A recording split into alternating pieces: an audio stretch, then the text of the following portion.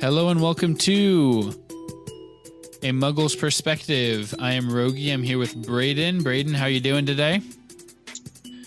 I'm doing great. How's Rogge? That's good. I'm good. We tried to start recording this about 20 minutes ago while I was still on my way to the studio, and I think it went really well. Yeah, we may put that back as a little nugget of gold for you to find as a patron, maybe on the Patreon page. Because the sound quality was so good coming from my phone, right? Yes. It was incredible audio. We just ran out of time, honestly. Yeah. Or else we should have just kept you in the car, just kept you driving around Warsaw. That would have been smart. Yeah. I could have driven to Linden and gone to the Lindy Freeze, and then that way I would have ice cream. Yeah. Could have driven right past me. Mm-hmm. Would have been smart. Gone to Linden, gotten your ice cream, driven past me again, gone back to Warsaw. Today we're covering chapters 11 through 13 of Harry Potter and the Goblet of Fire because they're just really eventful. Is why we wanted to devote a whole chapter to these 3 episodes. That's what we wanted to do. You thought you just clicked on one, listener. Joke's on you. You got to listen to all 3. That's how podcasts work, is that you have to listen to the whole thing in one sitting. And that's why everyone wants 2-hour podcasts. So buckle up. Yeah. Buckle up. Buckle up. Where are you, Bo?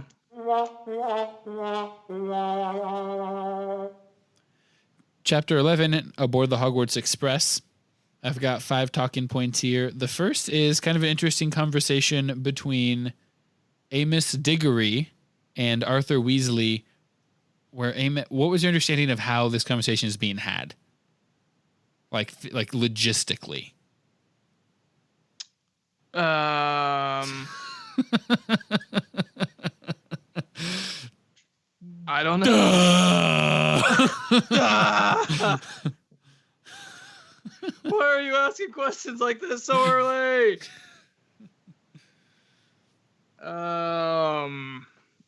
So Harry wakes up and he goes down to the kitchen and Molly is freaking out trying to find Arthur. Yes. Because Amos Diggory, what? We're on the first or second page of chapter 11 here. Yeah, Diggory said that he had basically Mad Eye freaked out and someone called him in as an intruder. And Diggory had to deal with it. Right, and so how did Diggory relay this information to the Weasley household?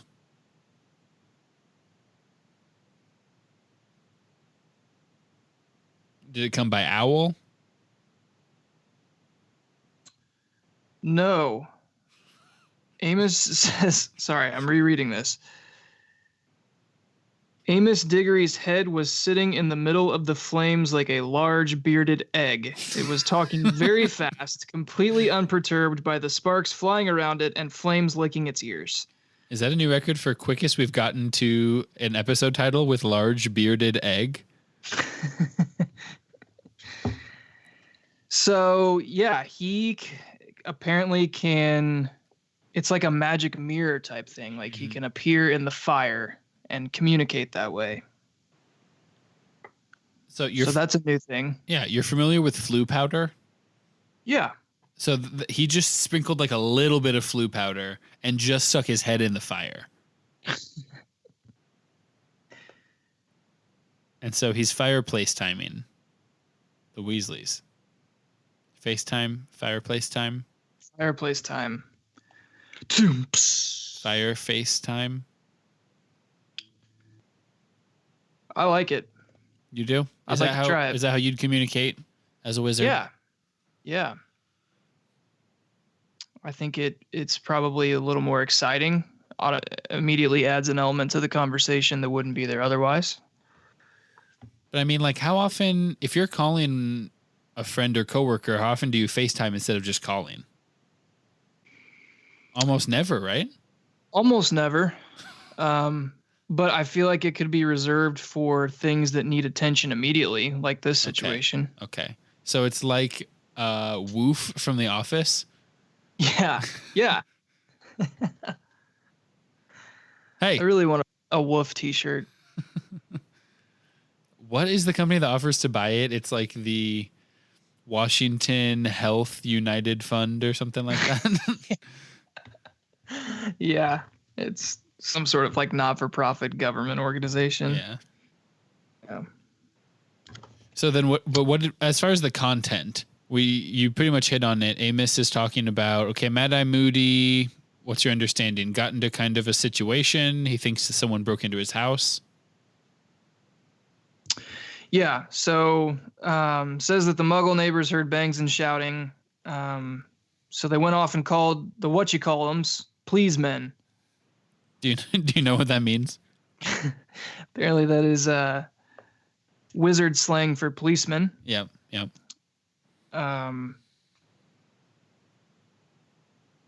So says that he had to come to the office early to send a couple of owls. And basically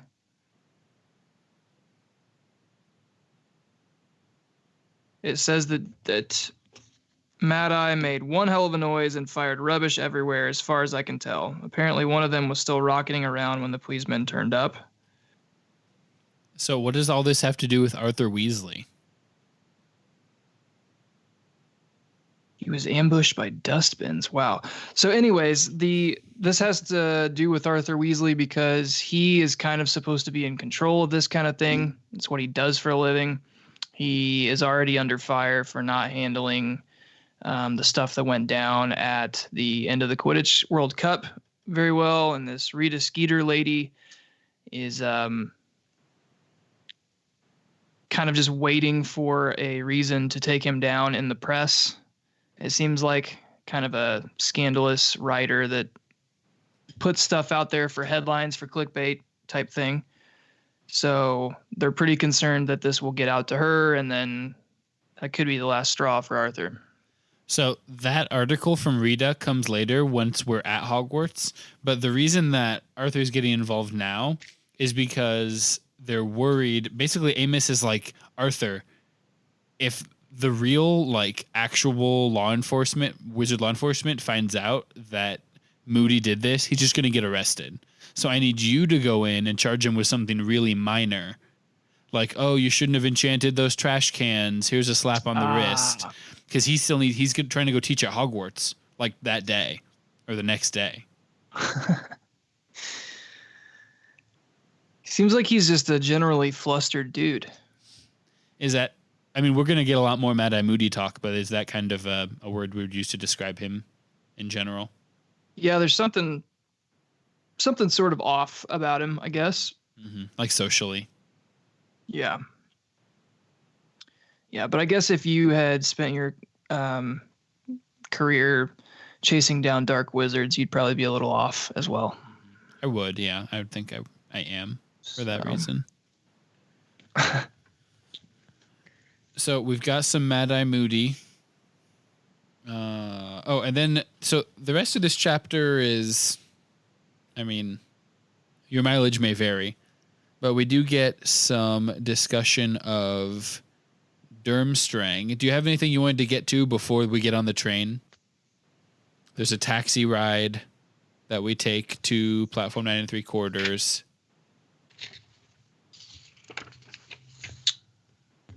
Yeah. Yeah. So the next important thing that I came up with is they're overhearing Draco talk to Crabbe and Goyle, and Draco's like, oh yeah, I was going to go to Durmstrang. It's actually technically a better school than Hogwarts, if you think about it. And so I thought it was kind of interesting the first time we'd heard of Durmstrang, and Hermione proceeds to school us on how wizarding schools work. Yeah, and the whole selling point for the Malfoys, from what I remember, is that they have a stronger focus on the dark arts at this other school. Yeah, it's not so much defense against, it's just like dark arts class. Yeah, teaching you how to to do it. Which just furthers the whole idea that the Malfoys are bad eggs, man.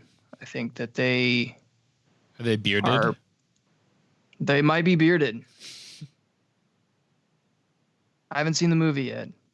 I've seen true. Mr. Malfoy. I haven't seen Mrs. Can't say for sure. True. That's true. You haven't. So that's important. I think Malfoy is going to learn how to perform some dark arts stuff by the end of this series. This isn't just like a casual thing he's dabbling in, or he likes to brag about like it's going to happen. No, I feel like this is probably a focus for the Malfoy family in general.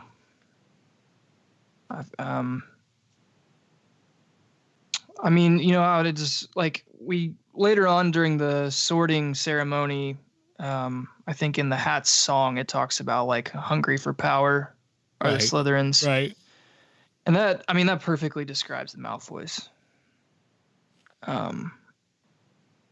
And what better way to try and gain power over Dumbledore or anybody like that is be able to wield dark arts.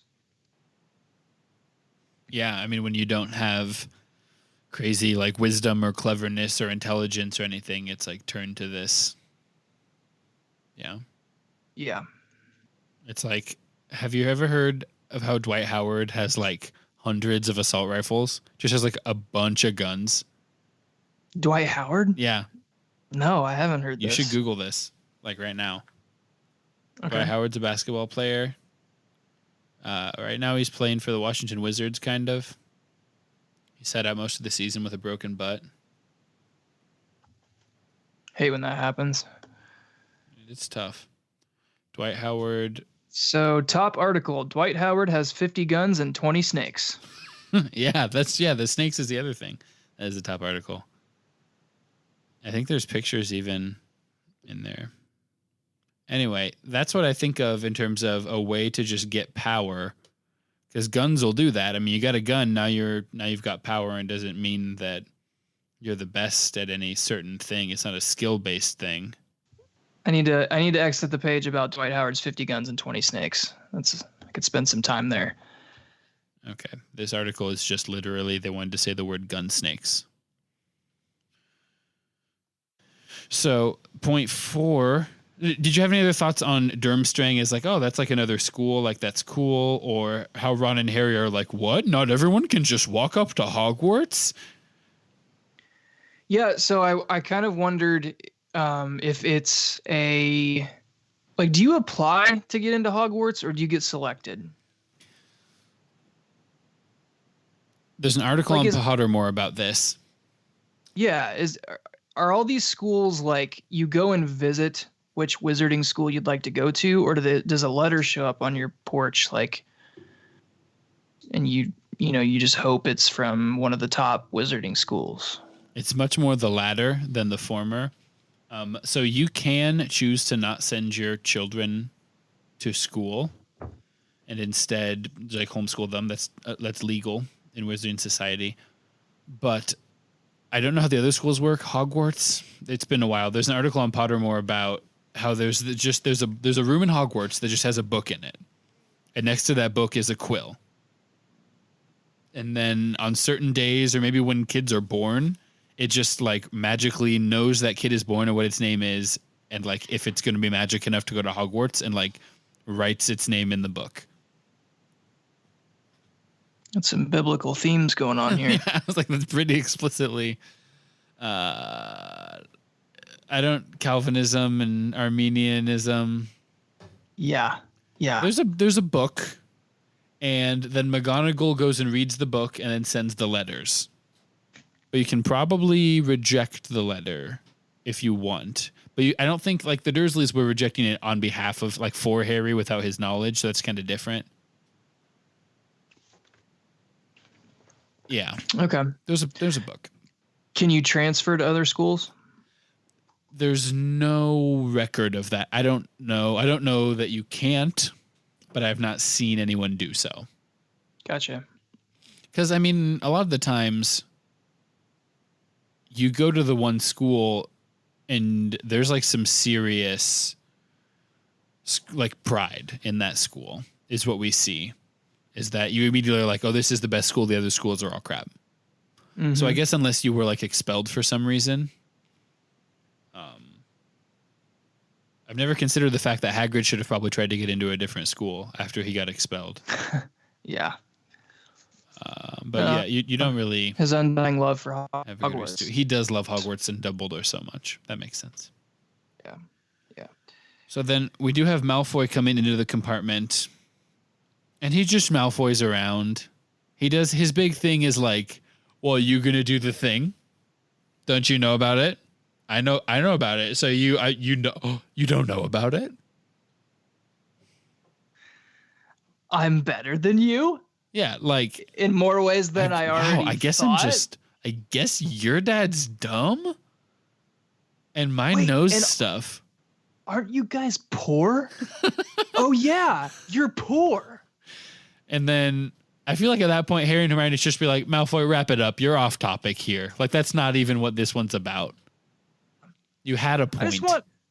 I just want Ron to stop giving Harry and Hermione the time to hold him back. Like just a quick jab. It's like an NBA thing. It's like, hold me back. And then you wait for them to come hold you back. Because like his hands are the money makers. Ron doesn't, you don't want to break your hand on Malfoy's face because then you can't hold your wand. And what if you break your wand? Then, right. Don't hit him with your fist. Hit him with the turkey leg that's in your pocket. Yeah, you just grab a weapon. Just a quick reach in and then a whoosh. So when I'm going to consider that Ron should just be cursing him because Ron's a wizard.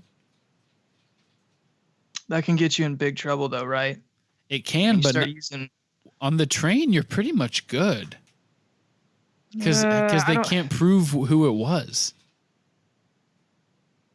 But you know how that goes. You're riding the bus to school and somebody, kids get in a fight in the back. Like, the bus driver's not even going to ask questions. He's just like, both of you get out. Like, I don't have time for this. That's true.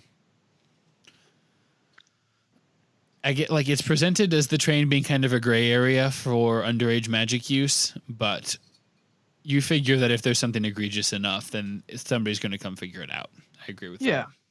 Yeah. So anything else before we get to Do We Care on chapter 11? Because it's not Malfoy is hinting at things, but at this point you know what he's hinting at. So that's not, we don't need to wonder about that anymore. Yeah. The only other thing that happens is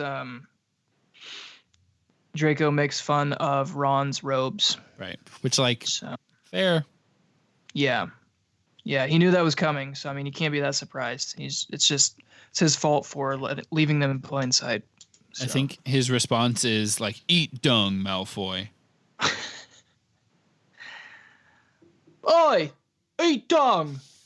Hey, just say that about my robes for.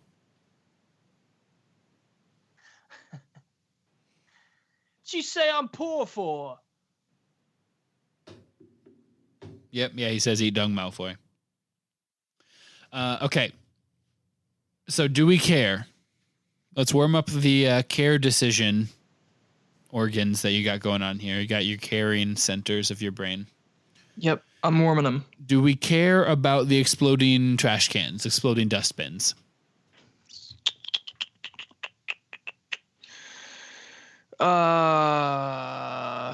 It's kind of cool. I appreciate Mad Eye's craftiness, As far as what is a nearby object that I could magicify? Mm-hmm. Magicate? Magictize? Magicate? Magikarp? Magikarp. What are objects that I could throw a little magic on and then fling at people? See, I always think of it as like a practical thing. Like if someone walks by, like this is going to be like a simply safe situation. But you're thinking of it more recreational. I don't know Mad Eye well enough yet to know.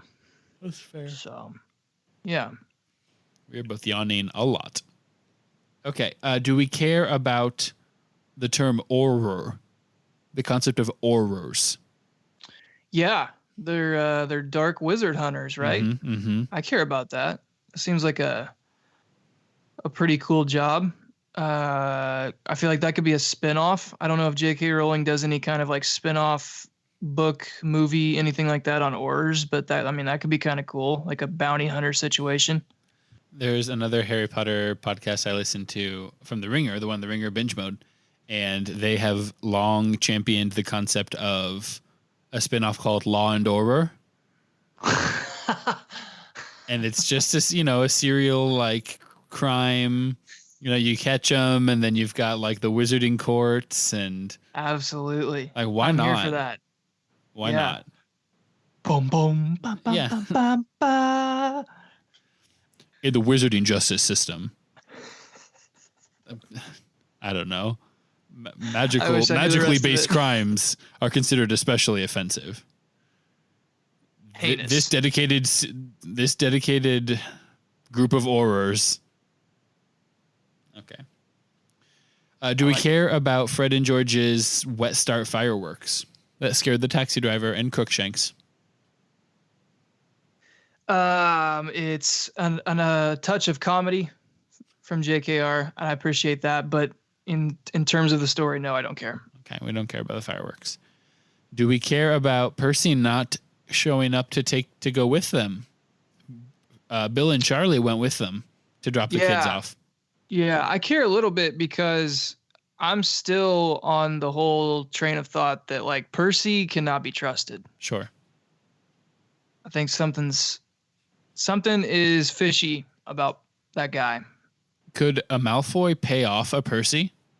Percy works in the Ministry. To like spy on the Weasley family? Yeah, I hadn't really considered that, but that's a legitimate idea. That's the kind of realm that we're thinking in as far as why Percy can't be trusted. That's not where my head went first, but I definitely wouldn't argue against that. I would hope that Percy cares more about the well-being of Hogwarts than that, but I guess I don't trust this Crouch guy, and Percy therefore does. Don't trust Percy. Right. Yeah, Percy would give his life up for this Crouch guy. So, but we don't trust Barty C. Don't trust Barty C. If 2 books from now it turns out that he used to be a stripper, like you get to have a real victory lap. I get to host the episode. Yeah, and then, but it's going to be about, I don't know, what's something that you have. It's going to be about like crop fertilization or something, and I just have to like, you get to be like, wrong, it's nitrates in the soil, and I'm like, oh, I thought maybe it was gonna. Oh, that's okay. Wrong. Do you like that when I try to think of something that you know about that I don't know about? That's what I go to. You always go to farming. Yeah. I mean, I'm sure there's plenty of other things. There's books that you've read I haven't. There's TV shows you've watched I haven't. Early to mid 2000s Atlanta Braves rosters. Oh yeah. You've got me on that. Yeah. That could be fun. I mean, I get those quizzes on Sporkle sometimes. Skip them. I'm not trying to name the starting lineup from the Mets from 1990 to 2000. Yeah. I just want to know. I just want to tell you who all got a double-double in like the 2003 NBA season. I want to do those quizzes. That's impressive. I couldn't answer any of those. I can't answer all of them. But you type in Shaq and then you're like, "Oh, that's right. Charles Oakley. He was still on the Raptors." Mm-hmm. And then you learn. And then he started showing up to games later in his life, and then he stopped. People. And then he stopped showing up to games because he was banned. Yeah, that happened. Do we care about the concept of a building being unplottable? Can't go on a map. Hermione talks about this in the context of the schools. Yeah, because I think I glossed over that, or I'm not remembering. Can we talk about that? Yeah, so this is where Hermione's like, don't you guys read Hogwarts a history? It talks about the other schools. You can't just walk up to Hogwarts. Oh, yes. This is right before Malfoy comes in. Okay, yeah, the whole idea that you guys haven't heard about these schools because they're hidden. Yeah. And you don't read. Yeah, I think that's important. Um, I think that could be important in a lot of different situations. Just from a safety From a perspective. safety standpoint, from a Voldemort hiding standpoint, Absolutely. from a Sirius Black hiding standpoint. Um, I don't know. Yeah, there's a lot of different areas that could like really throw a twist in the plot. So we'll keep that one in our back pocket. I like how it's introduced where she's like, well, it could be unplottable. And Ron's like, unwhatable? And she's like, it's just like it sounds. You can't plot it on a map. Yeah. So that's one of those things that it like, okay, in that situation, if Hermione was Hannah and I was Ron, and I asked, what? Hannah would look at me with like an exasperated look and just say, and this happens more often than I'd like to admit, she would say, I guess I don't know how else I would phrase that for you. And you have never felt dumber when you receive that kind of statement. And she doesn't really mean it that way. She legitimately doesn't know, like, what else could I say to help you understand what that word means? And she's right. But it's like when Michael is trying to get Oscar to explain like stocks to him and why don't everyone's going under. And he's like, and Oscar gives it like a lemonade stand metaphor. Michael says, okay, now explain it to me like you explain it to a 5-year-old. And Oscar's like, I did. That was my 5-year-old. And Michael's like, they explain it like you explain it to a 2-year-old. It just goes down. Yeah, it's like that. Yeah. Do we care about Hogwarts: A History? This book that Hermione's read, that Harry and Ron won't read. Do we care? I think we will care later. That seems like the kind of thing that's just a really Hermione thing. Like, she's going to know some fact or know where something is or know the name of some old legendary wizard that they can like reach out to. Miles beneath the school. Miles and miles beneath the school. And the Quad Squad's going to be in a pinch, and Hermione's going to be like, oh yeah, this is over here and we can use this weapon that's hidden here. And they're going to be like, Ron's going to be like, what? And she's going to be like, it's in the book, you moron.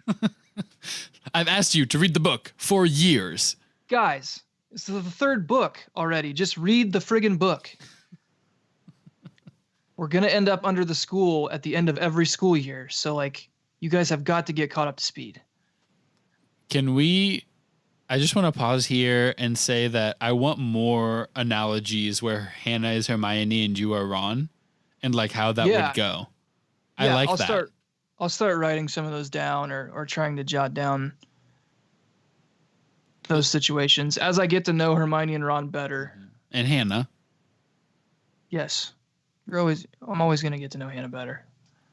Listeners, there was some encouraging indication last week that we might be able to get a segment where Hannah annoyedly explains to me what injuries are.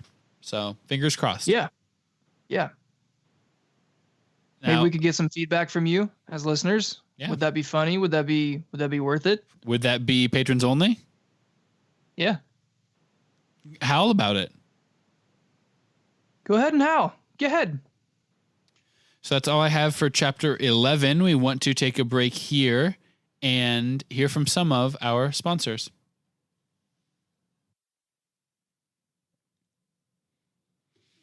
Hey guys, we want to take a second to shout out one of our sponsors, Emily Austin, who is a local to the Warsaw area artist.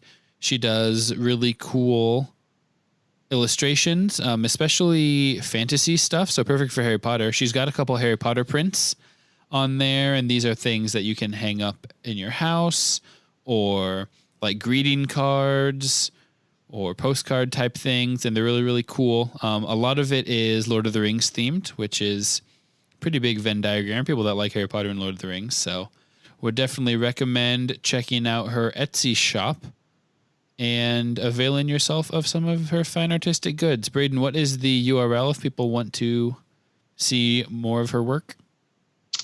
Yeah, so head on over to etsy.com/shop, singular, /Emily Austin Design. So that's etsy.com/ oh my gosh, etsy.com/shop/Emily Austin Design. You can also just go to her website, which is emilyaustindesign.com. All right, and I believe if you use the code MUGGLE, then you should get some kind of discount, and we'd love for you to support us and support her by doing that. Thanks. Chapter 12, the Triwizard Tournament. Chapter 12. All right. So we get a sorting. Had you realized this is our first sorting since Harry was sorted? I sort of realized that. That's funny. No, I really hadn't. I had kind of forgotten that was a thing. Yep. So I'm glad the hat's back. I'm glad the hat is singing. You were sorted. I was sorted. I mean, it was a pretty sordid affair. I was all out of sorts by the end of it. Yeah. If you want to see more sorting, then become a patron and listen to the recording of Braden being sorted. That was fun. I think that would be worth your time. It was good. For you, the listener. It's the only thing my mom can figure out how to consume of our podcast. She texted me and was like, I think I'm listening to it, but all it is Braden taking a sorting quiz. I was like, yeah, it's because you're on the Patreon. You are in the right place, Gail. You're just not listening to the podcast, which is on brand. So there's a sorting going on. Let's just real quick. Do we care? Do we care about these first years? Are we writing down names? No. And I was trying to decide, like, okay, does J.K. Rowling go to all the trouble to come up with these weird names and tell you what house they're going to, like, just for fun, just for, like, the Hogwarts culture to kind of build that environment? Or should I actually be paying attention to who some of these people are? I feel like I need to pay attention to the name that went to Slytherin because, like, immediately they're potentially an enemy of the Quad Squad. It's like a racist 11-year-old. Right. But, like, with all that being said, I didn't make the decision to pay a whole lot of attention to the names and where they went. So if that comes back to bite me, should provide some good entertainment for this podcast. All right, we don't care about you 11-year-olds. Do we care? Not even a little bit. So next point here is we get a lot of peeves in this chapter, surprisingly. Too much peeves. Too much peeves? Yeah. Wait.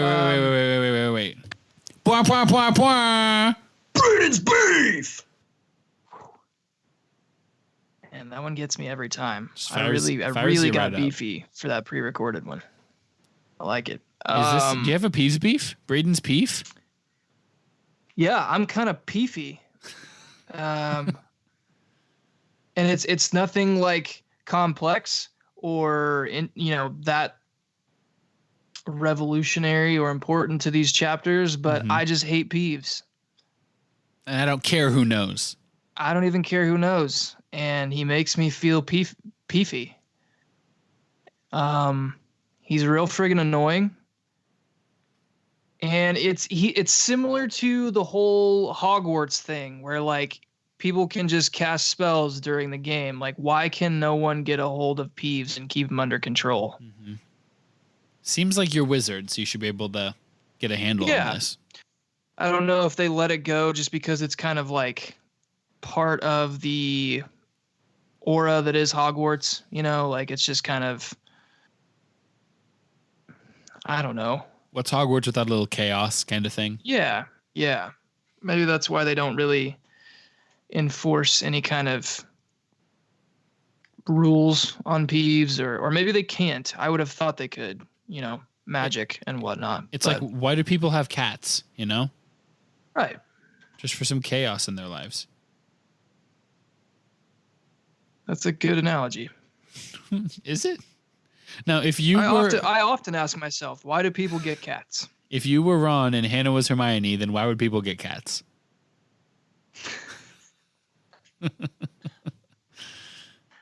I don't even know where to begin on how to explain that to you. How else can I put it? People like cats, Rogge. Like People like different things, Ron. you're just being dumb. And then I would just say, "Oh, come off it." Who likes a cat then, innit? So we're a little peeved about Peeves. Peeves is what all does Peeves do in this chapter? He throws water balloons at people because they're wet already, which I kind of like almost begrudgingly respect. Okay, it's kind of funny. That. Why do I respect it? Yeah, it's like you come in, and it's like I can throw a water balloon at them because technically I'm not getting them any more wet than they already were, but I'm still annoying them. I don't know. For me, that's like Neville just tripped, so as he's trying to stand up, I'm gonna shove him back down. But I mean, he was already on the ground. The problem is he was getting back up for you to shove him back down. If I'm already wet, then like that's when we should have a water gun fight because it's not going to be like annoying to get wet more. They didn't get wet and then get dried out and then get water balloons thrown at them.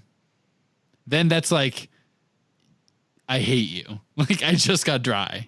That's like how John Wick is always putting his guns back in the floor immediately, and then has to get them right back out.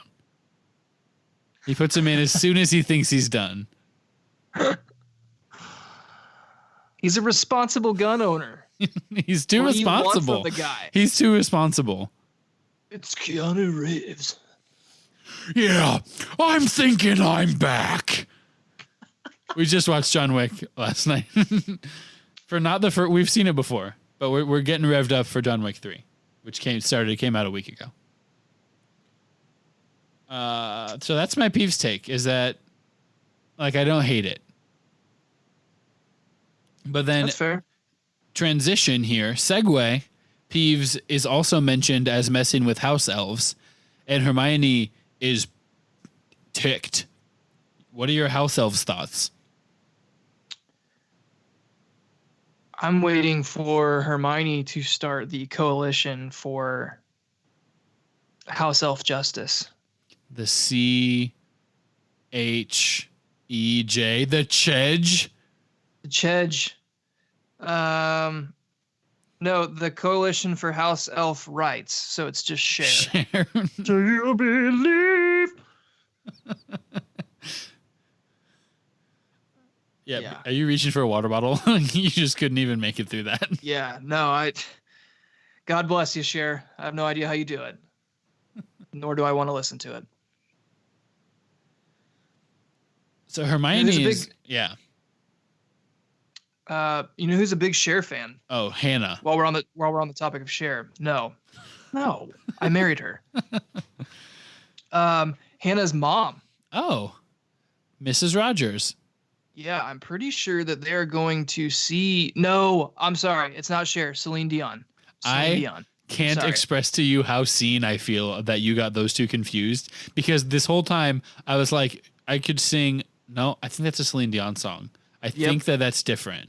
They are synonymous in my head. Right. Which there's got to be at least like two people, like two moms that listen to the show that are like, are you kidding me? What Cher and Celine, they're so different. They're just so different. But for us, just our generation, like you and I have no real reason to connect with that. Nope. Have we talked about how for the longest time, I just can't separate Billy Joel and Elton John from being different people in my head? Really? Have we not talked about this? No, let's talk about it. I thought we talked about it in the like turnips and the rutabagas are the same thing. We may have mentioned it, but I don't know how in depth you got into this. I don't know the psychology of this mindset. So please, inability to distinguish between things. I mean, that's all it is that one of the Piano Man. Are you talking musically or like their image? Okay, I don't know how to tell you this, but like I'm not a huge music guy, and especially there's just So there's big swaths of time in popular music that I'm like Michael Jackson sang during the 80s. And besides that, I mean it just all runs together for me. And so those are just two names that I'd heard of as being like people. Which one of them sings Piano Man? That's Billy. That's Billy Joel. And they're both. Elton John is very flamboyant. There's a movie coming out about him. Yes. And in which he's very flamboyant, and Billy Joel is not that way. No, not to the level that Elton John is. Billy Joel, but like a little bit. There's a little bit of flamboyance. No? I just don't know. I just don't know what I'm talking about. Not to where I understand it. I'm not like a big Billy Joel guy. I can't really speak to that. If a listener's a huge Billy Joel fan, then please call in and educate us. But I just understand him more as like he wrote hits. Like he just wrote a lot of sing-along type songs, and he has like one of the deeper catalogs. Okay. Of like he was consistent. So I just need you to understand that in the same way that Cher and Celine Dion are the same person in your head, just because you have no other context to put them in, like that is just exactly where I fall. With Billy Joel and Elton John. Yeah, there's like Rod Stewart and Neil Diamond. Barry Manilow. Mm-hmm. Same thing. Mm-hmm. Like, no, I get it. I get it. If I didn't know really clearly in my head what Elton John looks like, sure, and what Billy Joel looks like, I think I would be right there with you. Yeah. And Madonna is different from Cher and Celine Dion, too. Yeah, that one I can differentiate a little more because Madonna did the whole like early 90s like where she got really weird. I'm a sex symbol. Yeah. And I'm also pretty talented, so look at me. Because she was like a virgin. Yeah. Okay. Or so she told us. Well, it's an analogy. Yeah. Okay. So house elves work at Hogwarts. This surprises you? Or is just like, that makes sense? Little of both. I was not aware of that. I thought that house elf meant like in your home, not at school. They're not called castle elves. Right. But there are houses within Hogwarts, right? Oh, so true. So maybe like the Gryffindor house has a house elf. Maybe. I would have thought that would be mentioned by now, but well, it's like Nick says, the mark of a good house elf is that you don't even know it's there.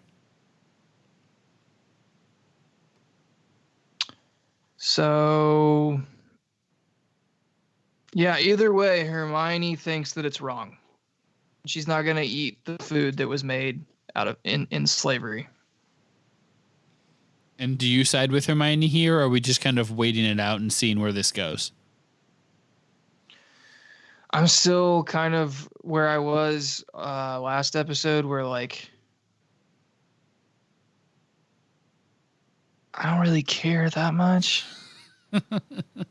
That makes me sound pretty cruel and mean, but like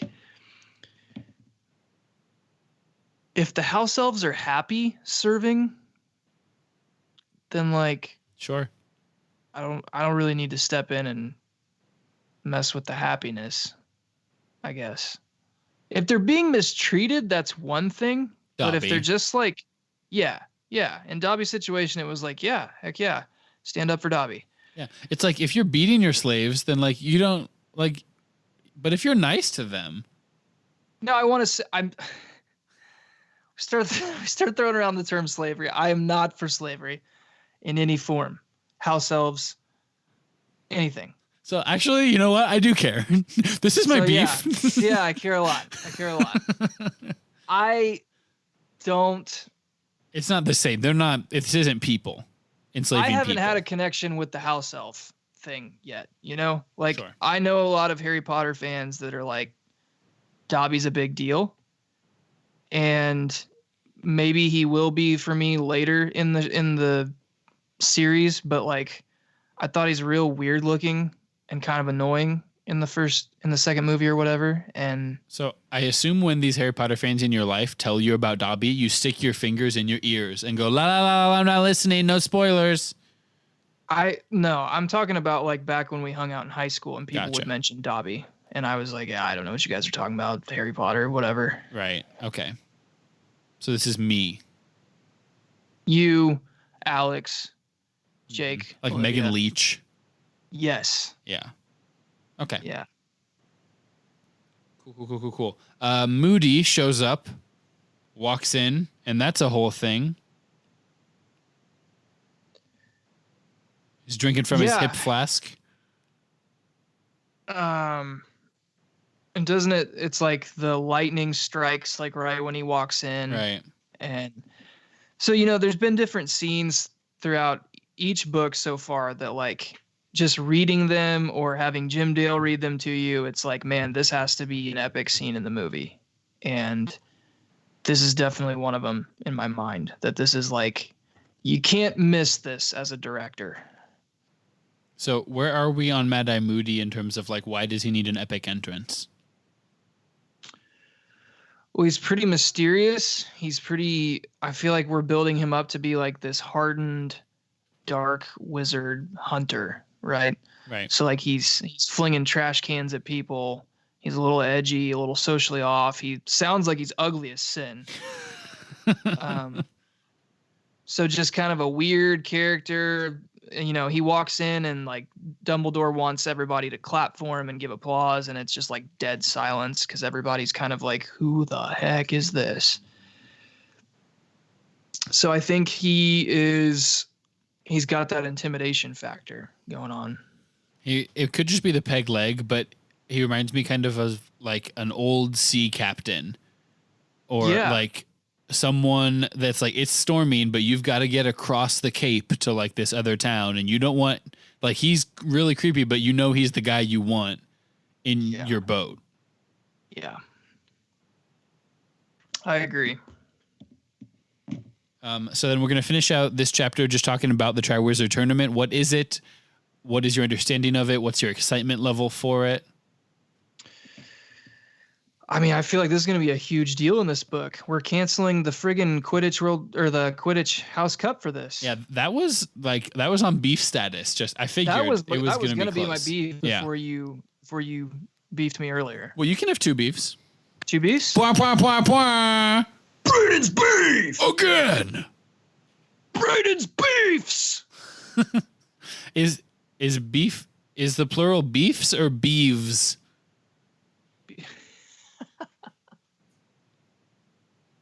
Let's go with Beebs. Braden's beeves. That's got to be just different, though. It's got to be like, Braden's beeves. It's just got to be different. I liked again. I didn't know you were going to do that. So I would have let you have that. That's a good, like, Braden's beef again. A lot of good options. Yeah. So you don't love, well, you don't, are you already mad that they're taking away Quidditch in favor of this tournament? Yeah. I think the tournament's going to be entertaining. Mm-hmm. I don't think we're going to lose out on entertainment, but like you can't just cancel Quidditch and waste a year of a phenom like Harry Potter. Oh, that's so true. McGonagall's like, I've been building this team specifically. He's going into his fourth year. That's your physical prime. Right. This has to be a Slytherin move. Like, guys, you know what we haven't done in like hundreds of years that we should bring back this year? And they're like, don't you have like a really bad team this year, Snape? Well, yeah, but it's about the kids having fun. It's not about the wins and losses. And you know what would be fun for kids, at least the ones who survive, right, is if we brought back this tournament. Mm-hmm. And well, at least they waited until Oliver Wood left, because he would have just like walked up to the front. He would have jumped on the table and just taken and like a knife and like held up to his own throat until they like talked him down. Like, not to make light of suicide by any means, but like he would have done the Black Mirror. Have you seen Black Mirror? You know what I'm talking about? I have. Where the guy from Get Out, he's on live TV and he threatens to kill himself, and that's like how he gets attention and stuff. Yeah. I know the concept. Yes. Yeah. Would go to those extremes. I think Would have lost his mind. Would have been bad. Yeah. Real bad. It would have.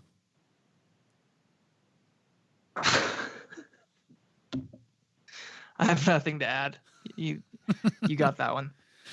So the Triwizard Tournament is taking the place of Quidditch. It's hundreds of years old. It used to be a tournament where you get all the European Quidditch or European wizarding schools together, and they would do sort of a gauntlet for wizard, I guess would be the best way to explain it or describe it. What are you picturing? I'm kind of picturing a Hunger Games situation. Oh, okay. Not so much emphasized on killing other wizards, but like the whole survival aspect of that. And, you choose a couple from each house, and it's not something that like you're proud to represent your house, but you're also terrified because you don't know if you're going to make it out alive, that kind of thing.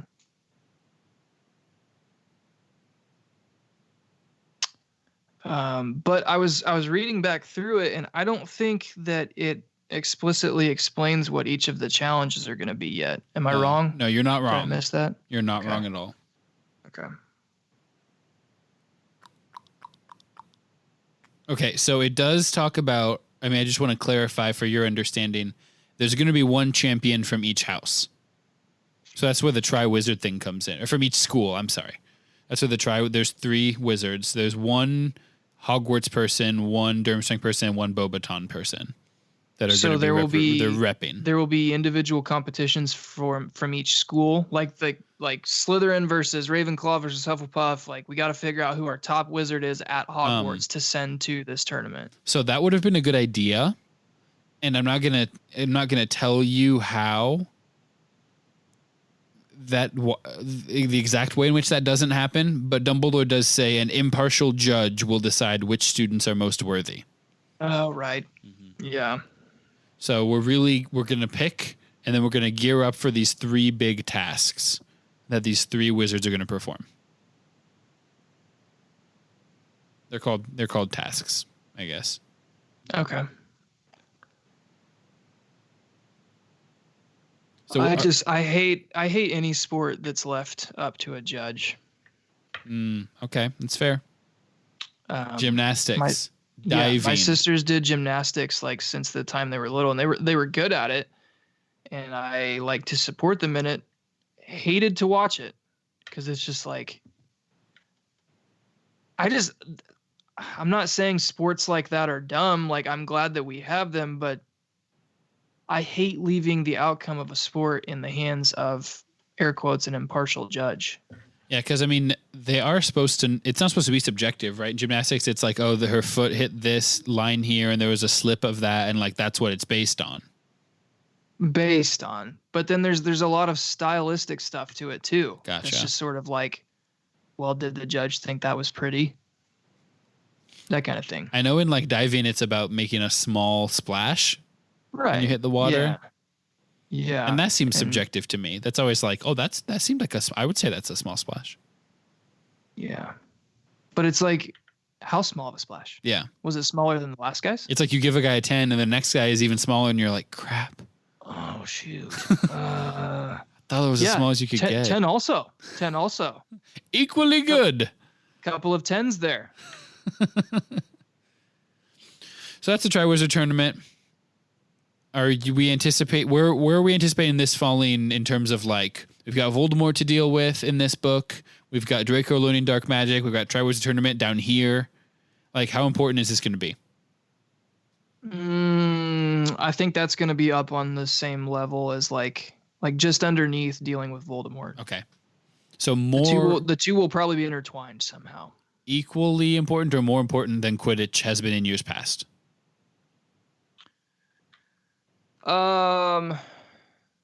I think it could end up being more important. Okay.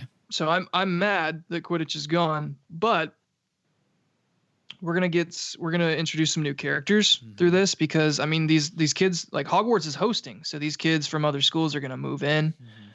Are there gonna be more Malfoy type people? Sure. Are we gonna add to the Quad Squad? Are we going to, I don't know. Like, there's a whole lot of,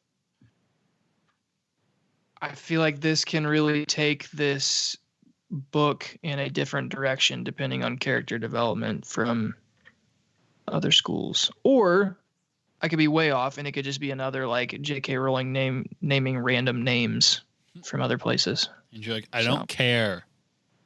Yeah. Speaking of caring, do we care about the new Sorting Hat song? It's different from last year. No, but what I do care about is Jim Dale singing it in the audio recording. Yeah, he's so good. That was special. Shrewd Slytherin from Valley Broad. And the, like, weird shaky vibrato thing he does with his voice at the very end. Do you remember that? Yeah. Oh, no, I know what you're talking about. I went back and listened to that like twice. What's the line? I'm trying to find it here. I'm just going to look for it, and I found it. Oh, I'll have a look inside your mind to tell where you belong. Yeah, Kinda like that. That kind of thing. Yeah, better. It's like a Stevie Nicks type. Yeah, thing. so in my head, Post Stevie Malone-esque. Nicks is just the same as... No, it's not going to work. She's the one from, don't tell me, Fleetwood Mac. Yes, Yeah, and but- she's also very relevant to this because she was a self-proclaimed witch. Oh, okay. Yeah. Well, good on you, Steve. Did she go to Hogwarts or maybe I don't know. Bobaton? Stevie, come on the pod. Come on the pod. Stevie. Do we care about the first years? No. Do we care about how hungry Ron is? He complains about being hungry a lot. Yeah, and honestly, I do care in the sense that I can relate, because when you're that hungry, you just can't focus on anything else. Mm-hmm. So I feel you, Ron. We talked about no Quidditch. Do we care about Colin Creevey getting a little brother named Dennis? Do we care about Dennis Creevey? I think we only care about Dennis Creevey if he's as obsessed with Harry as Colin is. Sure. Because if you got to deal with two of them, like, where do you hide? Makes it tough. Yeah. Is this the year we care about Filch's list of banned stuff?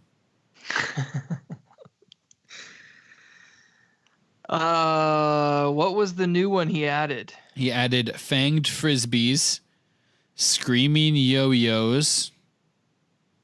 Oh, that's off the top of my head. And ever bashing boomerangs.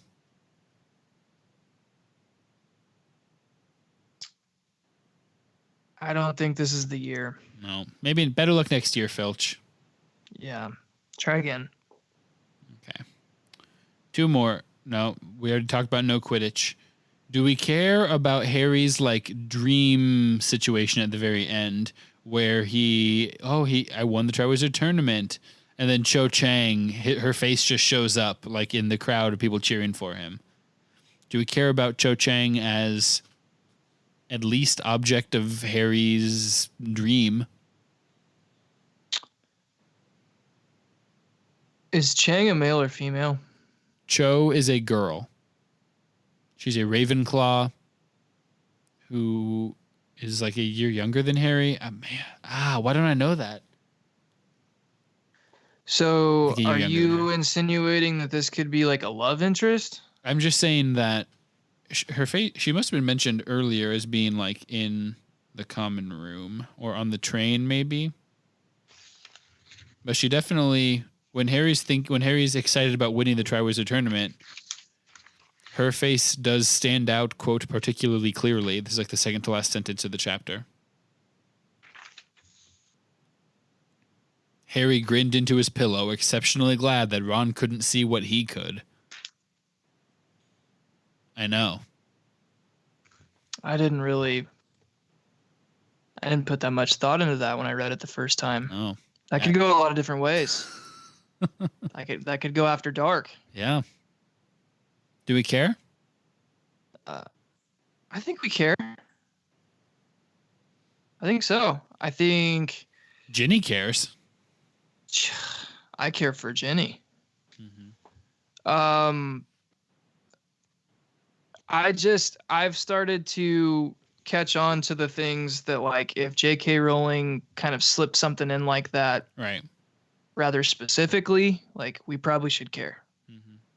I'm not catching all of them. I'm not trying to tell you that, but No. like, I didn't catch Crookshanks. I tried to let you catch her. And I Every didn't catch week it was like, Scabbers. do we care about Crookshanks and Scabbers? And you're like, I know, and I remember thinking, like, why do you freaking keep asking me about Crookshanks? Like, no. It's a dumb cat. I hosted the podcast. I did it. Oh, man. That's going to bring us to the end of chapter 12 of Harry Potter and the Goblet of Fire, entitled The Triwizard Tournament. All right, let's round this out. Chapter 13, Mad Eye Moody. And this is just a real slice of life chapter. This is just, you ever wanted to go to Hogwarts? Well, here you go. This is what it's like to be at Hogwarts for the day. Your thoughts on Harry and Ron's schedule and Hermione's schedules? So we're learning some new stuff in herbology. Well, let's not get there yet. That's the next point, is talk to me about the classes. I don't know. This point was just like, basically, here's my question. Why didn't Harry drop divination? Could have. That's a great question. Hermione did. I bet he didn't drop it because, as much of a joke as he thinks Trelawney is, like, she did get that prediction right about Voldemort. Mm-hmm. She had that one weird true so he's there for like recon, like just to keep an eye on her reasons. Mm-hmm. Not because he's learning how to divinate. Right. No, I would say he's learning virtually nothing. Yeah. But it's worth keeping an eye on. We've got divination. We've still got class with the Slytherins. Mm-hmm. They come to cure magical creatures and potions, I think. I didn't realize that Hagrid is still in his teaching position. I just assumed he'd been fired. I did. Like, I thought that, like, it's great that Buckbeak got away, but, like, I feel like we didn't get that loose end tied up of, like, the Malfoys coming after him for letting Draco get hurt, and now we need to kill the Hippogriff. We'll deal with Hagrid later. So what happened was that the first trial, they talked about all that stuff, and Hagrid's crying. He's like, they did the worst. And Harry and Ron are like, oh no, you got fired? And he's like, no, worse than that. Dumbledore saved my job, but they're going to execute Buckbeak. So that was kind of yeah. I mean, it's a small thing, but that was kind of the, what's the word I'm looking for? Agreement. They came to an understanding. It was a compromise. Yep, forgot about the word compromise. Halfway happy. That's the compromise, that Hagrid gets to keep working, but Buckbeak gets executed. So Hagrid's still there, caring for some magical creatures. Yeah.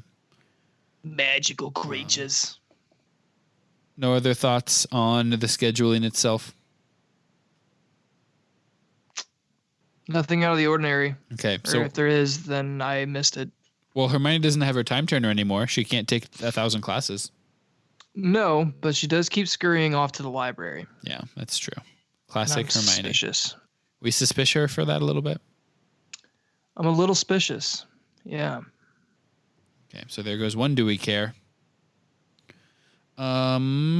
Okay, so let's get into the classes. We've got herbology, where we're learning about bubotubers. Yep. We are extracting some pus for our acne, which is disgusting. Mm-hmm, but it's appropriate for 14-year-olds. Definitely. Yeah. And that's just like, yep, that's the next thing we're learning in herbology is these are big old gross worm plants. Like, welcome to herbology. There's no, you don't learn concepts in herbology. You just are like, this is what this gross plant is. It is helpful in one specific way. Yeah, it's all application. Yeah. Which I think would be nice, sprinkled in your schedule a little bit. Like so much of school is like conceptual stuff, and it's nice to have a shop class, or herbology. Yeah, herbology is like plant shop class. That makes sense. Care magical creatures. We've got your blast-ended Scroots. Is Hagrid, did he get better at teaching over the summer? No. Not that I expected him to, but Malfoy asks the question, who wouldn't want pets that can burn, sting, and bite all at once? And he's basically like, what's the point? Like, what's the application? Let's herbology this a little bit.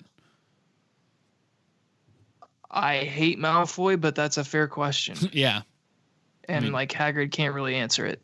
Yeah. He's like, I feel like that's next week. That's a thing you should have prepared for in this lesson. But Hagrid's new. He's a new teacher. He'll figure it out. Because to him, they're just cool. Like, it's cool that they're dangerous, and that's enough of a point. Yeah, I don't think he's really grasping the concept of okay, I can't just have kids show up to my class and me just talk about how cool these things are and them learn anything. Yeah, they're going to ask questions as to how these apply to their lives and how to take care of them and how not to take care of them. And I have to be able to answer those. I can't just look at this. It can suck blood. How cool is that? Yeah, I'm wondering why Dumbledore didn't sit down with him over the summer and just sketch out a little curriculum. Like, this is what teaching is. This is what you're going to do. This is how you get ready. Yeah. You got to have quizzes and homeworks and worksheets and whatever else. Right. Because they're trying to learn things, like facts. Yes. We've got divination. Do we put any more stock in Trelawney this year than we did last year? No, I think she's still 90% useless. But I mean, I'm kind of in the same place that Harry is in that she might be right every now and then, and it seems like she's right on the Voldemort prediction. Mm-hmm. So something to pay attention to, since she also continually talks about that Harry's going to die. Just put a pin in that. Keep an eye on it. Mm-hmm. Okay, we already talked a little bit about this article in the Daily Prophet, where they claim that Arthur Weasley is making more mistakes because he went and helped Moody.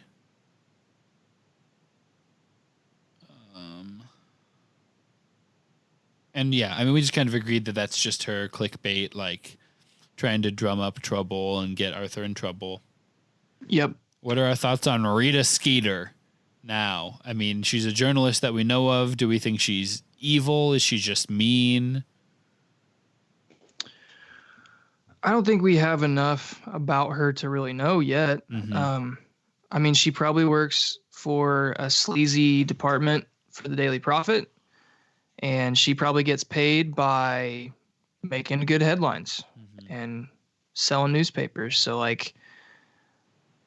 think it's kind of a crappy way to make a living, but might be the only living she can make. So I don't hate her for it yet. Okay. We respect the need for journalistic integrity. Mm-hmm. So then I think we get to the real highlight of this chapter, and I just have in all caps the words Ferret Malfoy written down. So walk me through all of your Ferret Malfoy thoughts and deep-seated emotional heft. It does get hefty. I think Ron said it best when he said, "This is the best moment of my life." I really connected with Ron in that in my Harry Potter life, this has been the best moment so far. He's like, "Shut up, Hermione. I'm visualizing this." Yes. Um. So Harry and Ron and Malfoy are getting into it. Malfoy's saying some pretty horrible things about Ron's mom, which like you just don't bring the mom into it, man. For no reason. Well, and he specifically, then Harry's like, "Oh, you've got a mom and she's ugly." And he's like, "How dare you insult my mother?" Like, how hypocritical are you, dude? Yeah, I thought that was comical because it's like, what did you expect? Yeah. So Just the privilege that he acts with. Like, I can say and do whatever I want, and everyone will, and it's just going to be good. Only good things are going to come from it because I'm Malfoy. Mean, you can't even be mad at him for it. That's how he grew up. Mm-hmm. That's probably what his home life is like. So, anyways, yeah, he kind of fires off like a little spell at Harry, right? As Harry turns around and Moody sees it and turns him into a ferret. And then doesn't stop there, decides to pick him up as a ferret and repeatedly bounce him off the ground. Mm-hmm.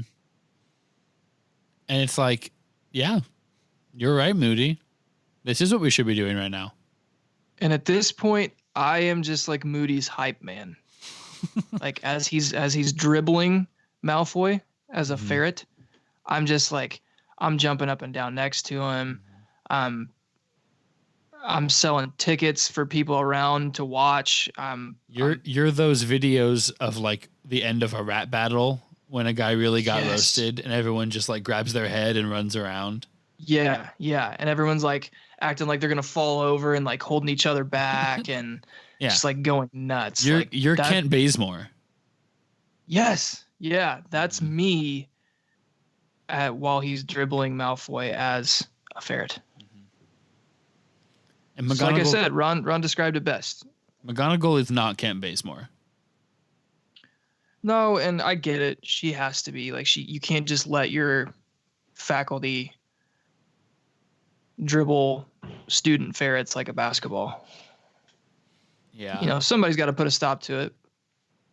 He's just not phased though. Because she goes, "Well, you need to give him detention, talk to his head of house, email, send a letter to his parents." And he's like, "Okay, like I'll just do those. I'll just go now and do those, but I already did the ferret thing, so like I kind of win here." Yeah, and then, Malfoy tries to act tough afterward, and he's not fazed by that either. He's just like, "Yeah, let's go talk to Snape. I'd like to talk to him. I'll walk you down there to him." I'm a dark wizard catcher. I know Snape, coincidentally. I like that little jab he gets in there. Mm-hmm. We get a good amount of Ferret Malfoy content, too.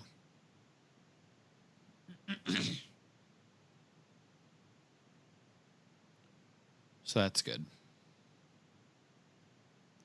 So then we pretty much just end with everyone walking away and being like, "Wow, I am pumped and jacked for Moody's class." So where are your expectations right now? Kind of seems like we're picking up where we left off with Lupin. Mm-hmm. Like we had a professor we liked. We had a professor that was kind of on our team. Mm-hmm. I don't think this guy's going to be the same kind of like social figure that Lupin was for Harry, but I think he is going to be like an asset. What if Lupin was like, "Oh, James Potter, like he was one of my best friends in school." Like Moody just comes in and like says all the exact same stuff. Wouldn't that be hilarious? I was also his best friend. Yeah. Oh, yeah, we go way back. Oh, and your mother. I mean, you look like him, but you have your mother's eyes. Harry would be like, what? Maybe just every new professor says that to try and get on Harry's good side. I know your dad's name. It's James. We were friends. We are clearly the same age. I knew him. he knew me. Any other thoughts and anticipation for Defense Against the Dark Arts class? Any guesses as to what he's going to teach them? Lupin kind of leaned heavily into sort of dark and possibly dangerous like creatures with Grindylows and Hinky Punks and Boggarts. What's Moody's direction? I think Moody's going to be a little more on the actual spell and curse side. Okay. A little bit more of the actual magic instead of the creatures. Okay. And so that's just based on how much he freaked out when Draco tried to, yeah. Yeah. Looking forward to that. I think it's going to be a little more offensive versus Lupin's defensive. Right. Yeah. Well, it's about time Harry got some of that kind of knowledge, I guess. Yeah. Kind of one of those, I've killed a few dark arts wizards. Here's how you do it. It's like, wow, he's really been there. Mm-hmm. Okay, we already talked about Bubo Tubers and Pus. We talked about the Scroots a little bit. Do we care about the Scroots, the blast-ended Scroots and Care Magical Creatures? I don't really have a reason to yet. Okay. Don't really care about those. Do we care about the fact that Hedwig hasn't shown up yet? Harry cares. Do we? Yeah, that's starting to be a growing concern. One, because we love Hedwig, and two, that means we still haven't heard from Sirius, which is, yeah, just concerning. Yeah. No news is not good news here. Right. We don't even know where the heck he is, do we? No. So we care about that a little bit. I wrote down, do we care about Malfoy's insults about the Weasleys? Like just how obsessed Malfoy is with criticizing the Weasleys. Do we care about that any more than usual? We care that in that, wow, words. We care because they keep getting, it seems like Malfoy is getting more and more bold with his insults the older they get, which I mean I guess is to be expected, but it doesn't seem like it's personal and deep. It's more cutting. Yeah, and he doesn't have fear of any kind of lines that shouldn't be crossed. Right. So it's one thing to be like, you're dumb, I don't like you, your face is ugly. Like that's like, okay, ad hominem attacks, that's fine. Yeah. Like I just don't respect your opinion. You can't just say mean things about like their mother and finances. And that's how we pronounce that word now. Is finances. We've been emphasizing the wrong syllable all this time. Yeah, we have. Do we care about Hermione run to the library? What do we suspicious her of doing? I have no idea what to suspect that she's doing, but I mean, coming off the last book where we found out that she was time turning the whole time, like, I think we should keep an eye on Hermione. Yeah, it could be anything. Could be anything. I don't know if it has any connection to that book we were talking about earlier, like the history of Hogwarts, but I feel like Ron and Harry shouldn't be so like passive about it this time around. Like maybe we should go see what Hermione's actually up to. Yeah. They could help. They could dissuade her, or they could encourage her. Right. So, all right, we've hit our 3 chapters. We've cared. We've not cared. We've beefed and beaved. We have beaved again. Any other closing arguments? No closing arguments from me. What's coming up next chapter? Just like straight up predict something specific that's going to happen next chapter. Next chapter is going to be about...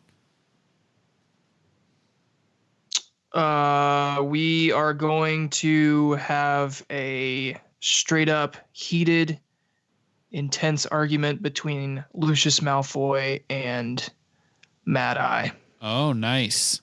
Like Lucius is coming into the school, guns a-blazing, and then Mad Eye's going to turn him into a bigger ferret. I was thinking like a peacocker was going to get to like an Arctic fox or something, but it's just a bigger ferret. Is a Just a weasel bigger bigger than ferret. is a weasel bigger than a ferret? Yeah, so maybe like a weasel or I don't know. I don't know my animal kingdom well enough here. A badger. Badgers are big. What's bigger Badgers than are mean. What's bigger than a ferret, Jeremy? A raccoon? That would be hilarious. Yeah, a raccoon. Turn him into a trash panda.